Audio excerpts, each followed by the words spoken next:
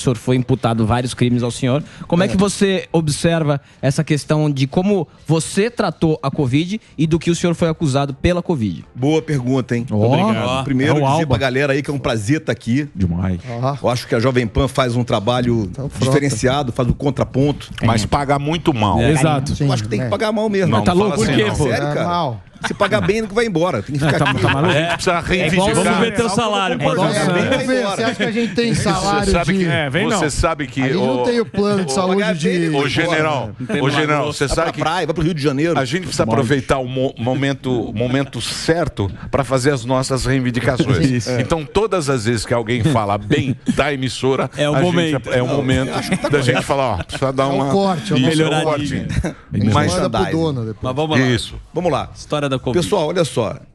É preciso entender que quando o presidente tomou a decisão de colocar 15 oficiais, 15, não são 150, 15 oficiais na Secretaria Executiva do Ministério para ajudar na transição do ministro que saía para o Nelson Tais, foi uma decisão que, ao meu ver, era a melhor possível. Porque nós precisávamos ter na prateleira gestores públicos prontos para chegar lá em Brasília e executar o trabalho de fazer funcionar a máquina para apoiar estados e municípios no combate à Covid. Compreenda, essa era a missão. Para isso, a escolha dos oficiais, para mim, era o momento certo. Ia ser 90 dias. E assim nós começamos a trabalhar nessa missão com esse efetivo. Com um mês, o ministro Nelson Tais decide sair.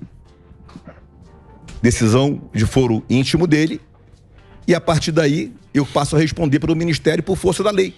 Eu era o secretário executivo nomeado com a minha equipe. Obviamente, eu assumo interinamente o Ministério e o Elcio assume a Secretaria Executiva. E assim nós ficamos. O meu trato era voltar para a minha região militar que eu comandava até 31 de julho. 90 dias, exatos. Você pegou como missão. Não, eu não peguei como missão. Foi uma missão. Tá certo. Não, sim. É diferente de eu interpretar. É uma missão com data, prazo, equipe, documento para cumprir a missão. Desta forma. Então, mas o militar, ele pensa diferente, né, o general? Você sabe que o militar, ele tem a missão, ele vai lá e ele... É isso tem que aí. fazer um negócio... Missão dada, missão cumprida. Missão dada, missão uma cumprida. missão. E foi um momento difícil lá, né? Foi uma época... Você Com pegou... a saída do Tais, eu passei a responder pelo Ministério. E aguardando sempre que fosse nomeado um novo ministro. E eu voltasse para minha função de executiva e fizesse a transição de pessoas nomeadas ali, escolhidas, e voltasse para o quartel. Essa é a posição. A coisa anda. Eu vou passar o comando da região militar só em setembro. Muitas vezes eu despachei a minha região militar à noite. Para vocês terem uma ideia. Eu só passei o comando da região em setembro, quando o presidente decidiu me efetivar. Até lá, eu fazia as duas coisas. Claro que 90 e tantos % eu fazia o ministério. Mas eu estava sempre olhando nas ações da região militar. Ano eleitoral é complexo, né? A gente viu uma disputa do Dória com o governo, né? E sempre falando que era o pai da vacina e que vocês atrasavam, que não tinha proposta para comprar a vacina, veio a história da Pfizer. O que você achou dessa disputa e que de fato vocês fizeram para combater as narrativas? Será que precisa falar alguma coisa desse senhor ainda? Do caos, lógico. Não, fala sério. Pai da vacina, ô general. É importante você falar para Ele que salvou as vidas em São Paulo. Pai da João vacinador, não vem Fala não. sério, cara. Ele foi ele. Pai da sair na rua vai acontecer o mesmo com ele, cara. Não foi? Olha só, pessoal, vou explicar uma coisa pra vocês. Eu sei que eu já falei isso 1000 vezes, mas eu vou pegar essa oportunidade. Em maio de 2020, a gente já estava trabalhando vacina. Maio de 2020. Em maio de 2020, nós escolhemos as 20 mais promissoras. Um troço que ninguém sabia o que era.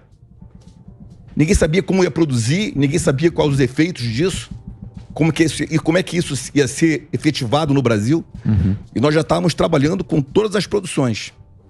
Em julho de 2020, nós fechamos o contrato com a AstraZeneca Oxford para produzir no Brasil, com transferência de tecnologia. Por que nós optamos por produção nacional?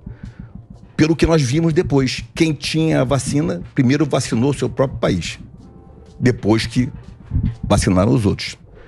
Quem apostou em só comprar, pagou muito caro. Sim.